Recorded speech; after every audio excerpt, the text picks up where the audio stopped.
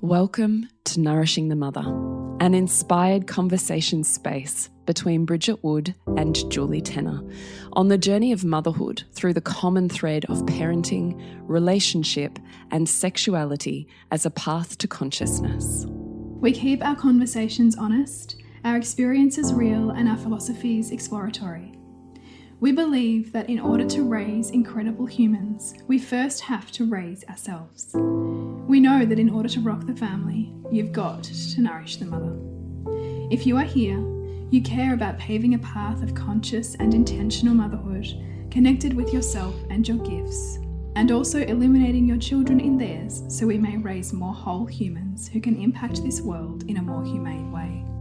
If you desire to integrate your learnings practically and supportively, head on over to bridgetwood.life or julietenner.love to go deeper. And for all live-streamed pre-release podcasts and all our free content, head over to our free Facebook group, Nourishing the Mother with Bridget Wood and Julie Tenner.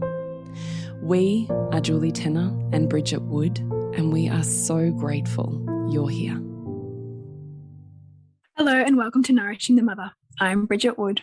And I'm Julie Tenner. And today's podcast is part of a two-part series titled The Things We'd Do Differently If We Were Starting Our Businesses Again.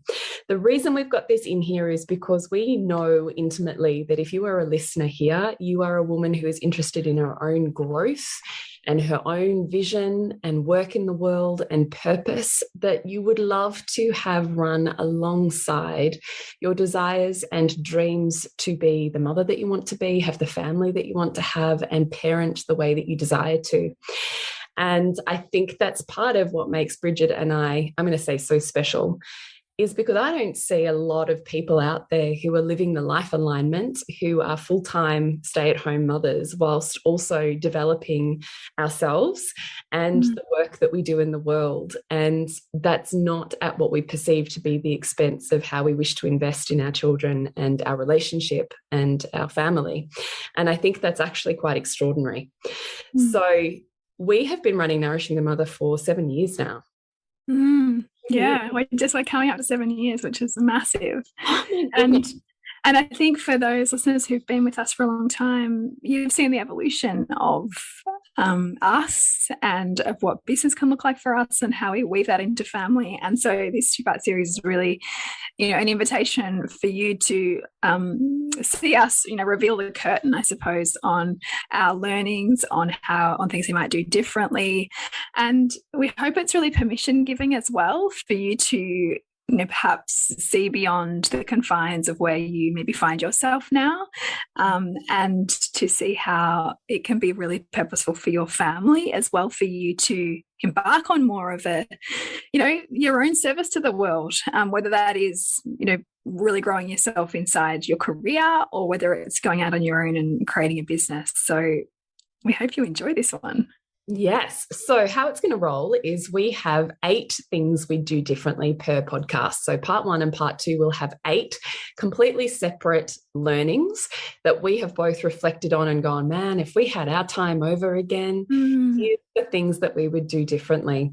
So we're hoping that our 7 years of aged wisdom in running business and family across, I have 4 children and Bridget has 3. So my eldest is 15, my youngest is 4, Bridget's eldest is 9 or 8. Nearly nine, and my youngest is 2. So it's a lot of children. That's births and pregnancies and lots in between. So 8 learnings per podcast. Let's get into it. Learning number 1. Bridgie and I both went, we wish we had understood it and got a coach or joined a mastermind earlier. Yes. And that is because there was so much time fumbling in the dark. You and I would listen to podcasts, and we'd read snatches of books, or we'd look at friends who were doing things, and we'd kind of scurry off in this direction, and then we'd scurry off in that direction, and really didn't have a sense of what we were doing.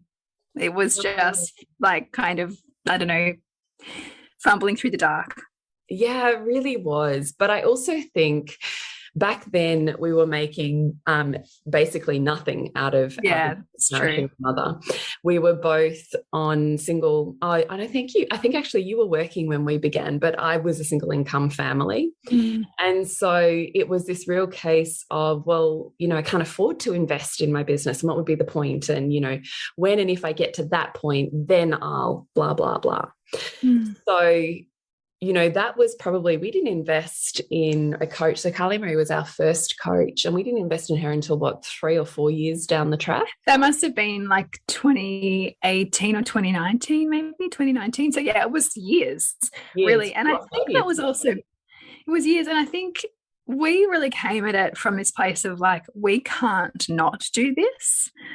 And it was really for us community first and conversations first. And I think a business really for us was kind of like, oh yeah, we could do that. Like it wasn't we had a business, right? We had the whole year that we were just paying out of our own pocket. Yeah. And we went, there's a community that wants to do more with us. Yes. So we kind of did it like the opposite way that I guess many people come to podcasting now.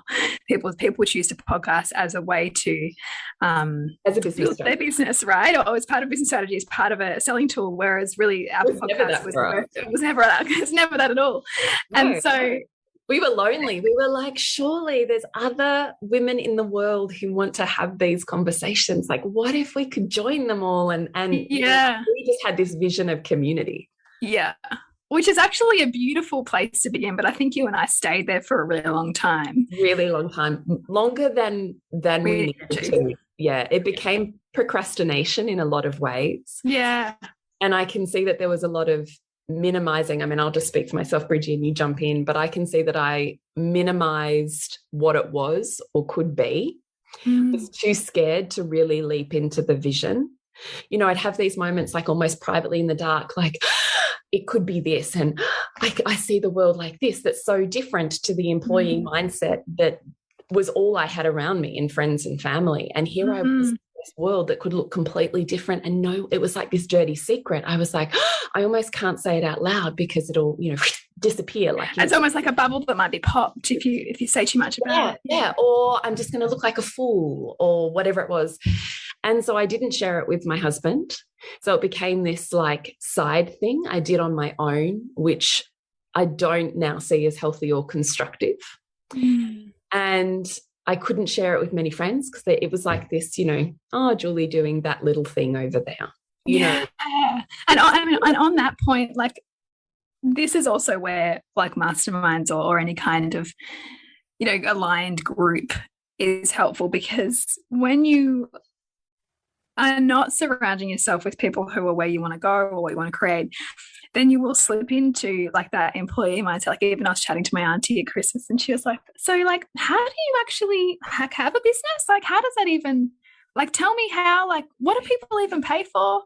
Like, it was just such a mind like blowing concept, this idea that, well, you create content that people really like and then they pay you to learn more with you and be in your spaces and grow with you. It just was a foreign concept.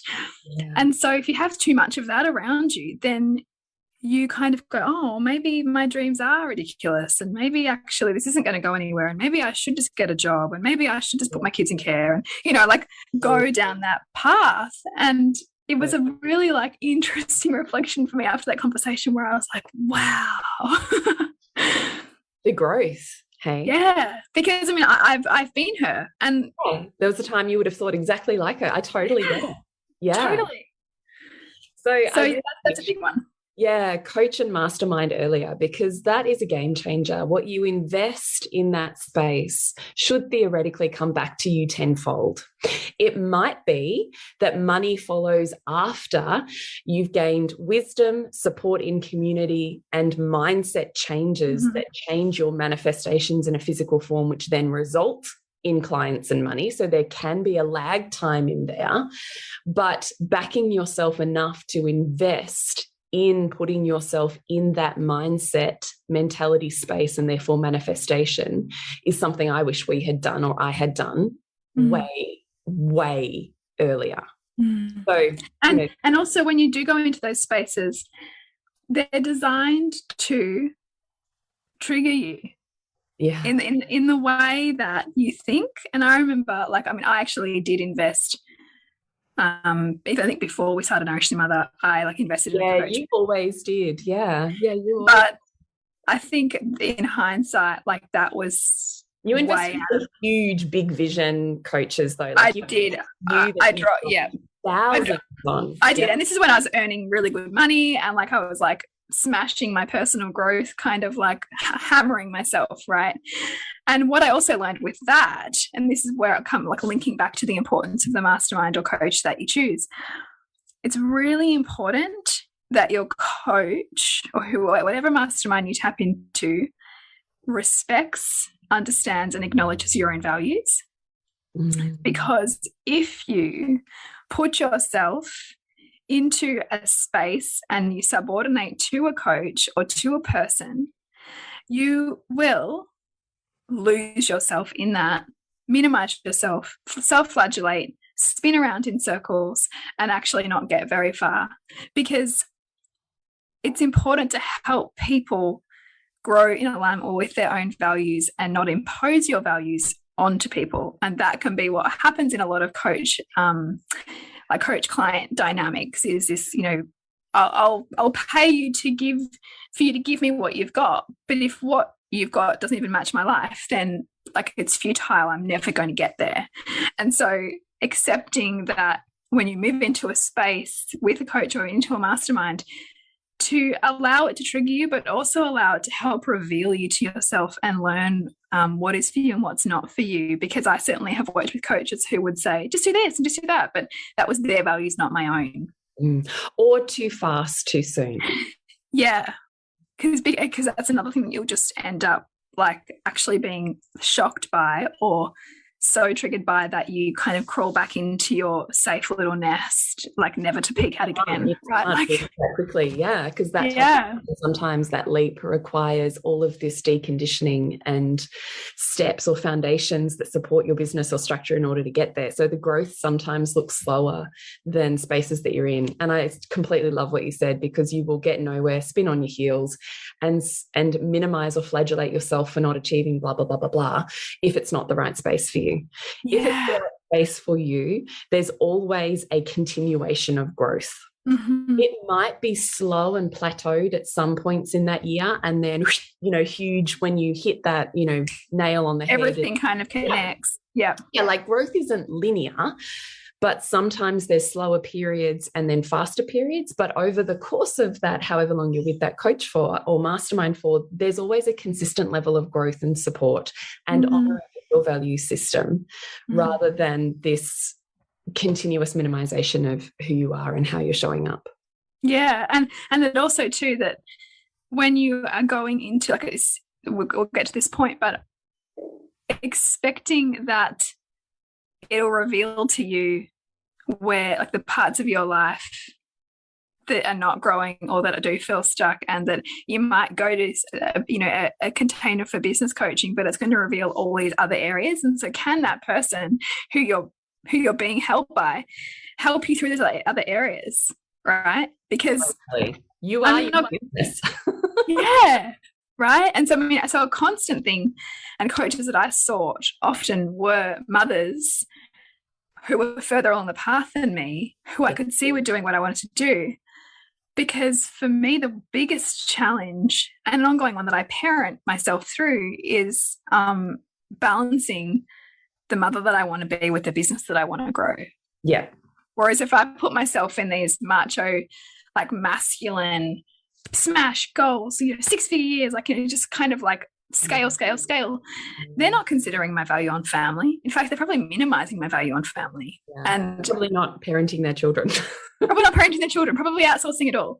Yeah. Right. So, which is fine if that's your value system. Totally. Exactly. Cool. It's a perfect space for you if that aligns. That person. Because it's just going to get your back up. You're going to like dig your heels in, and it's going to be like you fall flat.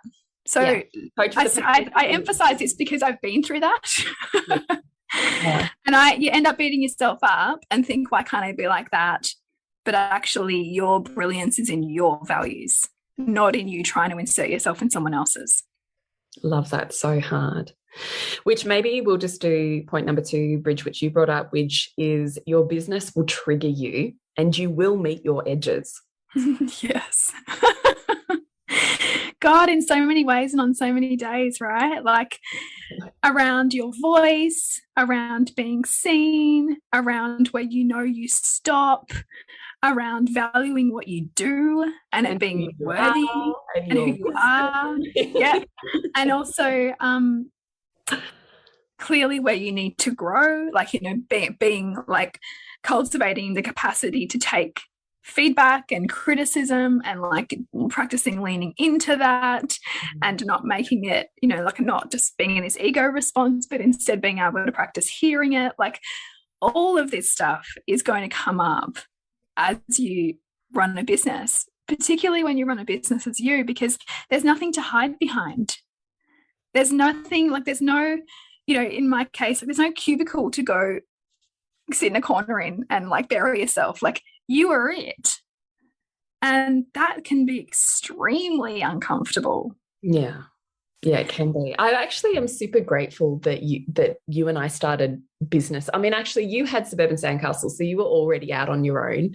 And I had practitioner history, but it looked incredibly different to this new age version of online you know, facilitation spaces. I hadn't grown up as a practitioner in that era. You know, I grew up when you were still advertising in the local newspaper and doing flyer drops around the neighborhood. Like that's the marketing that I grew up with as a naturopath. So you and I both had individual experiences, but what I'm super glad about and super thankful for every day is that we learnt together in a partnership and relationship through this incredibly bumpy passageway to understanding business and the online world and what it opens up for you that we have now. I'm so grateful that I had someone to fall back on and to walk that path together with and to bounce ideas off of. And when I was collapsing, usually you were sailing and we would do this beautiful dance. Yeah, it was almost like these two, you know, waves that moved in, like sound waves that moved in opposite directions. And I just always knew when I was slumping, you'd be up. And when you were slumping, I was up. And so our business maintained a sense of consistency because there were two of us. Yes, and that's also what made it possible to run a business through babies and pregnancy, because there was somebody who could be the anchor when the other person was like, you know, we totally did. Yeah, when we were birthing babies, when we were in a newborn phase, you and I just, one of us would take over more and the other would step back. Through life phases, we always supported each other in those ways. Yeah. So I do think, though, in terms of partnerships, it is like being in a relationship with somebody. So it's not as easy or effortless as you think. Yeah. So if you're going to enter it, like I actually think I would do that again. I would 100% go into business with you again and learn the way that we did. I would 100% choose that again. I guess what I'm saying to people is be careful who you pick on that journey, because it is like being in a relationship with somebody. If you don't have good communication and structures for your communications, it will go to shit very quickly and probably nastily, and you'll lose that friend. So, I mean, Bridgie and I have had to develop our relationship across the years, right? In order to absolutely. A business, we have had to have impeccable communication and the ability to love each other through our own triggers, no different to any intimate relationship, right? Exactly the same. Like really, in terms of like witnessing that other person struggle and like, you know, get into these patterns that you can see happening and like, you know, love them through them and coax them out of them in a way that allows you to still stay in a respectful relationship. I mean, like it is an art form, really, like to be able to, I guess, orient to that, prioritize that as well, because it's so important for the function of your business that you communicate well. But that, yes, expect that in any, it's a little bit like, you know, group work when you were back at uni, right? And like, it was all about the group you were in. Like if you were in a shit group, it was a hell time, right? Yeah, totally true. So when we're talking about your business will trigger you, it's amazing to have support on this journey. I would 100% recommend teaming up with somebody, being in a mastermind or being coached, if that's where you're at, or running a business together, cool. Pick your person. Know you're still going to be triggered as fuck. Doesn't matter where you go. Whatever you focus your attention on, or wherever your values are, will be where your shadow will present itself for your growth. So if you were focused solely on parenting, it's where your shadow would be. It's where your challenge would be. If you're focused solely on work, it's where your challenge would be. It's where your shadow would be. You can't escape challenge and shadow. So no one is getting an easier ride anywhere. Just live in alignment with your values and don't expect it to be trigger free because it's something you love. Yeah, exactly. And also too, on that point, if you're wanting to make this leap from working for somebody else to working for yourself, expect that you're going to get just as much challenge and just as much things you don't like, but just in a different form, right? So where it was the person outside governing you, you have to govern you. Like, there is no palming it off. Right? Like, you've got to like govern yourself through it. And sometimes you're not going to want to. And so like that is part of the trigger of running your own business too. And how you prioritize that, and your family and your home and other relationships and people needing things from you and all of that. Yeah. This podcast is brought to you by our masterminds. So Bridget, what have you got going on? Reimagining Motherhood, the mentorship. It's your 3-month immersion to support your mothering journey, your business and your relationship, and help them all work together so beautifully with a container of women very intimately held by me, and also one-to-one sessions with me as well. And Jules? Hang on, you can find out more about that where? I can find out more about that at bridgetwood.life, and it is 1111 for the 3 months. And you, Jules? Wildflower Mentorship and Mastermind. So it's a mix of healing for the practitioner to expand your skills, and mastermind business journey. So it's 6 months, includes a weekend intensive in-person experience. You can find out more at julietenner.love/wildflower mastermind. It's a 6-month journey for 2333. So let's lead on to point number 3, which is legitimize your business and your time. Oh, this is huge. This is such a big one. And you and I, so Julie and I have run this podcast, obviously, with what are we up to, 340 something episodes now. And so all of these like hundreds and hundreds of hours of recording time, we have shoehorned into like weekend mornings, like late nights. It's really been when have you got baby naps? When have you got a sliver of time? We've got a podcast, right? Like every week. And there's been we always show up for it. But it's also that thing, you and I both on this dance where it's like, can this take up this much space in my life? Can my business trump my family right now? How do I make my partner see this as legitimate?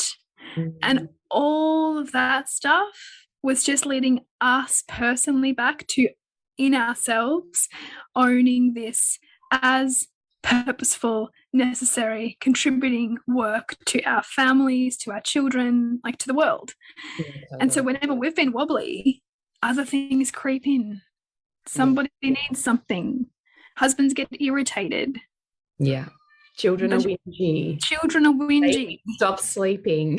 Babies won't nap. Babies wake up when they shouldn't. Even saying that, we have done podcasting. We've done this business with babies on our lap and at our breasts. Yeah. We've done it when they've woken up from naps and we've got to just pause, hang on a minute, I've just got to go settle my baby, or, got to stay here while we continue the conversation. We have done this with our mothering.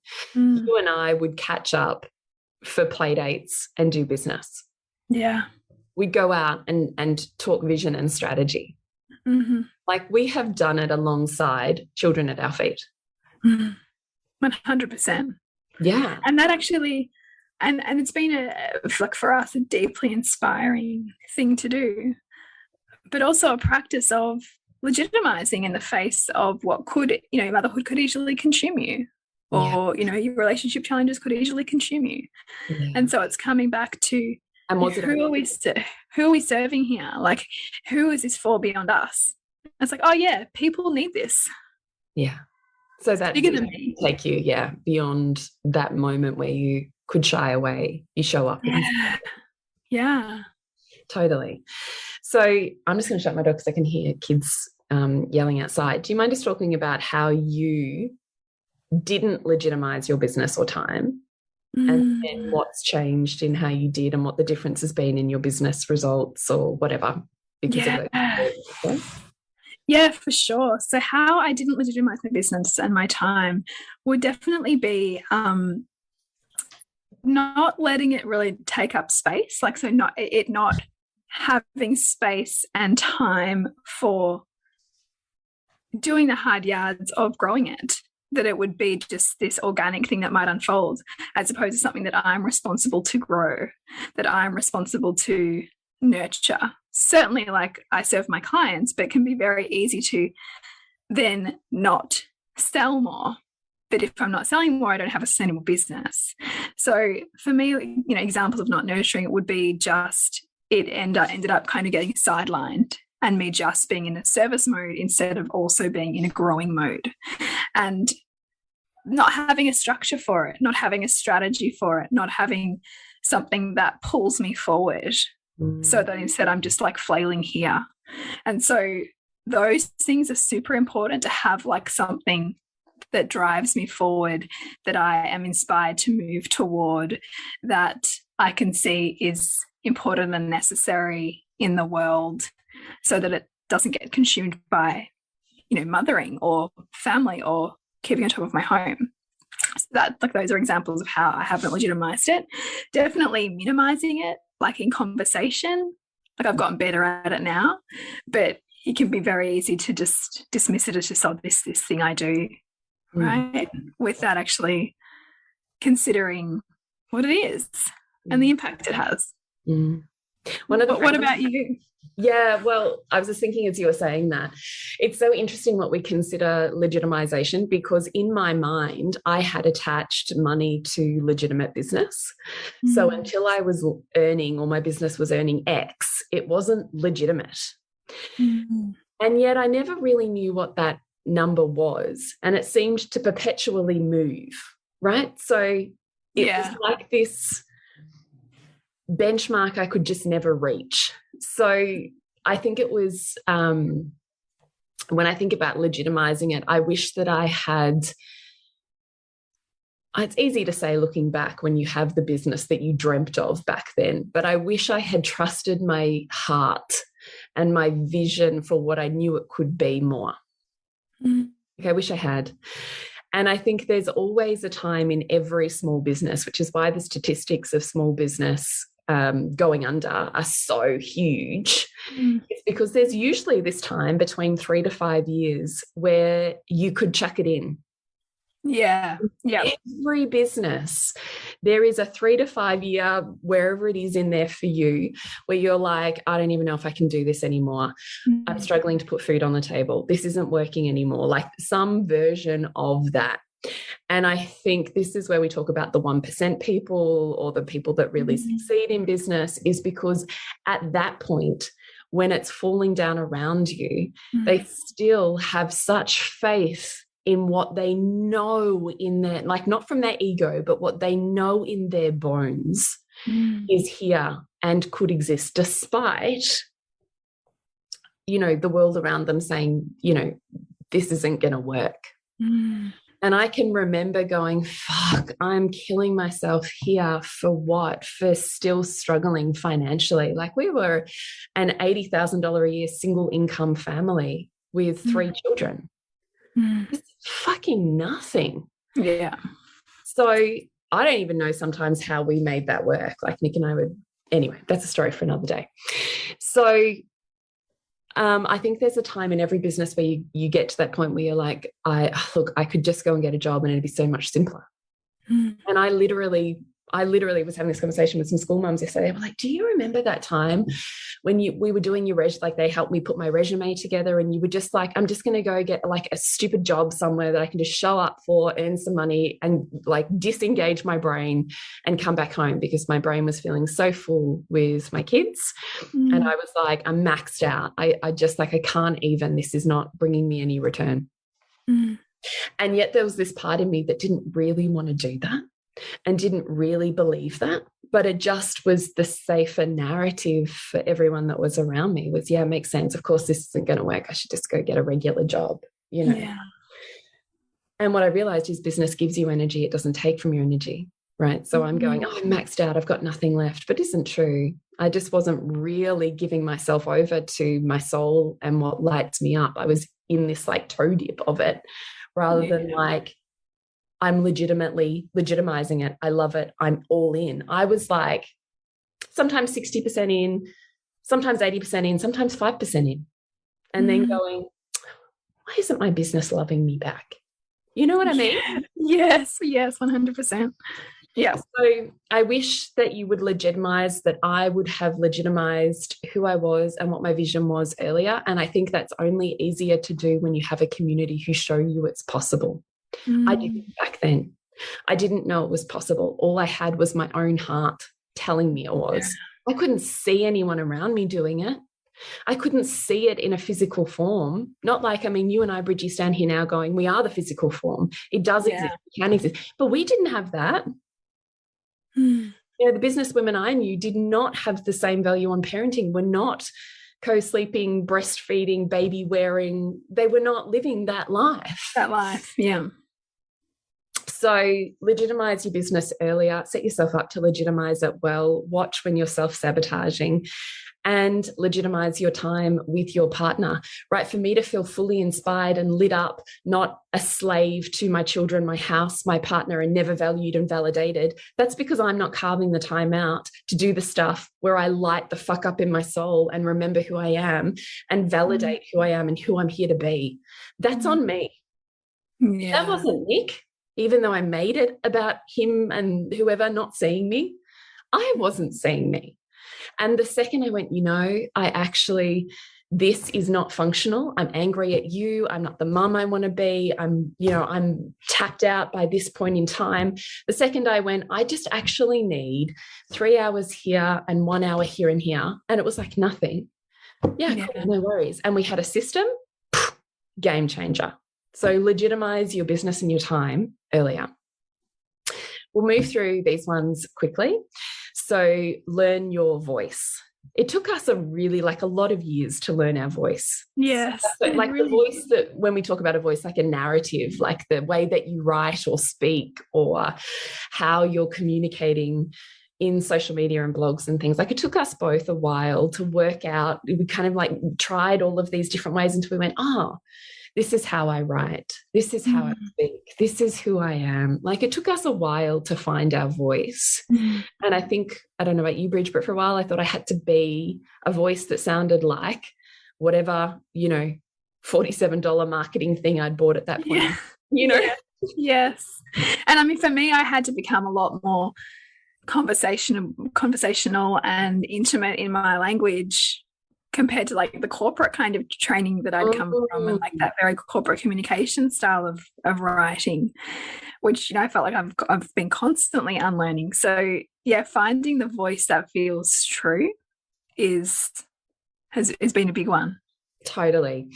I then I wish I had done this earlier, which I'm doing now. I work in a month, 3 weeks on and 1 week off. So I do everything. I work really hard, pack it all in the first 3 weeks of every month. And then I essentially disengage from work for the last week. And I just sink back into catch up on my house, catch up on whatever's missing with the kids. And that balance for me just is a freaking game changer. And do you map that according to your cycle? No. I don't. I get that you totally could, but then it would be changing every month. Whereas because I run obviously Honey Club and Wildflowers membership group, it's easier to go, I'm on the first 3 weeks of every month. And that just makes it easy for Nick to know, our family calendar to know, me to have it straight in my head, me to communicate to clients rather than like, hang on, let me check that month. And then, so you could, I think, if that's functional for you. It was one more step that just doesn't fit in with my lifestyle at the moment. It was easier for me just to go 3 weeks on, 1 week off. And that feels pretty good. And if I've honored myself really well in that month, and my periods It's pretty fine. Like, yeah, it's kind of a delightful experience. So, you know, I kind of love nothing more than on day one, sitting down, having a movie in the background and tinkering away on my website. Like that sounds like heaven to me. So, Yeah. Yeah. you know, so 3 weeks on, 1 week off would totally be something that I wish I had known about and done earlier, because that regulation and holding in my nervous system just is a total game changer. Rather than what often happens in your own business, because you don't leave it, is you work 7 days a week, right? Yeah, and you're just kind of like doing bits and pieces here and there and pulled in this direction and that direction. Yeah. All the time. So just putting some boundary around it, I would totally do that again. So we've done 5 points. We've got 3 more to go. We said we'd do a launch properly. It took us about 5 years to work out how to launch properly. And we spent all this nourishment going, why isn't this working? Yes. Yeah, we really like just didn't have that nailed at all. No, we didn't. That was huge learning. So what I wish we'd done differently with our launch was just actually understood what it means to launch. Yeah. Yeah. Rather than what I see even some people doing now is, well, I wrote my one social media post and no one wrote back to me or said anything, Yeah. That's not really a launch, because most people don't see what you have there. And that's that other thing. I don't know if we've even got this as a point, but it's like being willing to show up to and beyond the place of comfort for you. Like, because of the fact that people just don't see it, it might feel like you are banging your head against like you're yelling at people, right? But actually you're not.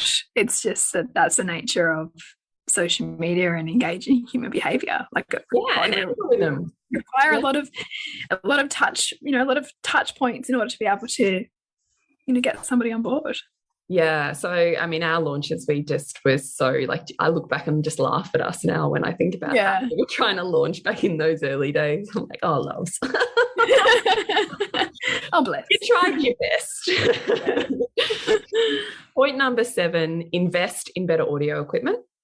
So because this was like an on-the-side hobby, we weren't investing anything really in it because we hadn't really legitimized it. We kind of like went super cheap on the audio equipment, which was fine. I mean, look, it got us out there, but just having a better sound experience just has such a better effect for the people that you're trying to reach. Yeah, it really does. And that was something that we thought we had this cool thing, but it really wasn't where it could have been. Yes. And point number 8, which we're going to wrap up part 1 on, is not make business a dirty word.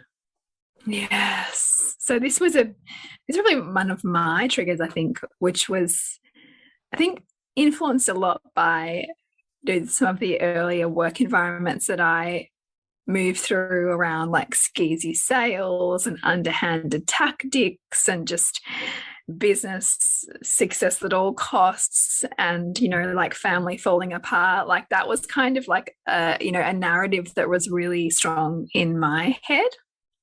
And so a lot of my like moving through has been like business as expansion, business as a contribution to furthering like consciousness and showing our children opportunities beyond what they might think are possible, expanding our partners' awareness of what we can create in the world, like, business as healing, like, right? Like that was just a really much more life-giving way to learn to see business as opposed to some of the more corporate, like toxic experiences that I've had within business in the past. I love that you said seeing my business as healing, as on the way to my self-expression and expansion or self-awareness. Yeah, and that other people feel that, and through engagement and relationship with my business, it gives them permission to have more, right? To deepen their experience of their mothering, of their relationship, of whatever it is that lights them up. And if I look back at all of the people that influenced me, 10, 15 years ago in the online space, it was women doing that. It was women showing you what was possible, that gave you, this new way of seeing the world and yourself in that world and what you could be. And we're just so relational as beings and as women that gift is phenomenal. Like, I am still grateful for the people that were influential to me before I had children, when I had little children, all of that. And so really flipping it around to see the more that you can grow your business, the more you can serve your people. Really, like, there's nothing wrong with that. But that's been a real mindset shift for me. Amen to all of it. So tell us how we can join in on business with you, Bridge. Yeah, so what I've got coming up is the Reimagining Motherhood, the mentorship. So this is really a deeper space to work with me for around 5 to 8 women only. And it's about taking the underpinnings or foundation of the mothering that you desire to practice in your life and with your family, and then seeing how you can amplify that alongside your relationship and alongside whatever it is in business that you want to do. So maybe you're working perhaps and you're still employed and you're struggling with seeing how that's meaningful to your mothering, and so I help you see that. Or maybe it is you are wanting to create a business and you're kind of a bit stuck, and I help you weave together more meaning there and more capacity. And so it's really about this intensive immersive space for 3 months with me to be able to, help you soar across more areas of your life, to bring more joy to your mothering, your motherhood. And when's that starting? That starts on the 20th of Jan. So we begin really soon. Yeah, so the spots are filling pretty quick. So you can find out more about that at bridgetwood.life. And what about you, Jules? So I've had Wildflower for this past year as a business mastermind for everyone that went through Sanctum and Embark, that there was a place for them to continue their, essentially I looked at it as an accountability container, because that seems to be the one thing for me that's been missing in business masterminds, and yet the one thing that pulls me forwards is having an accountability and a hand-holding to show up and get those things done. But I've just changed it. So what I was feeling such an ache towards was coming back this year to more of my practitioner roots and really handing over the development of women's work to other practitioners and healers into the world. So Wildflower has had a makeover. Wildflower is now a 6-month membership container. So there's 2 entry points in the year, which are in January and July, I think it is. And Wildflower is a mentorship and mastermind with me. So we have a container together where you can ask any questions anytime, receive absolute support. And then we have 1 weekend every 6 months together in person here in Seaford, or you can join virtually for that entire weekend. And that's where we're doing a lot of energy work, one-on-one coaching, up-leveling, and business mastermind intensive experiences. So it's the whole kit and caboodle for the 6 months weekend, once a month 2-hour support and accountability call, and a container where you can ask me anything. So 6 months is 2333, and you can find out more at julietenner.love/wildflower mastermind. Wow, that sounds awesome. So, yes, of course, you can connect to us at nourishthemother.com, Nourishing Your Mother on Instagram or Facebook. And remember to nourish the woman to rock the family. And we'll see you next week when we continue to peel back the layers on your mothering and business journey. Thank you so much for listening. We literally couldn't do this without you. Please share this podcast with anyone you think it would be medicine for. If you desire to integrate your learnings practically and supportively into your life, then head on over to bridgetwood.life or julietenner.love to go deeper. And if you feel like giving back a little to this free content, please rate us on iTunes or Facebook, all of which helps the podcast reach more mamas who need this type of tonic for the soul.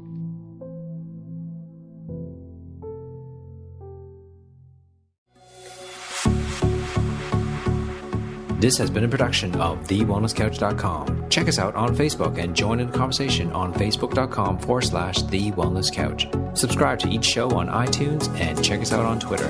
The Wellness Couch, streaming wellness into your lives. Whilst the Wellness Couch presenter endeavor to provide accurate and helpful information to their listeners, these podcasts cannot take into account individual circumstances and are not intended to be a substitute for health and medical advice from a qualified health professional. You should always seek the advice of a qualified health professional before acting on any of the information provided by any of the Wellness Couch podcasts.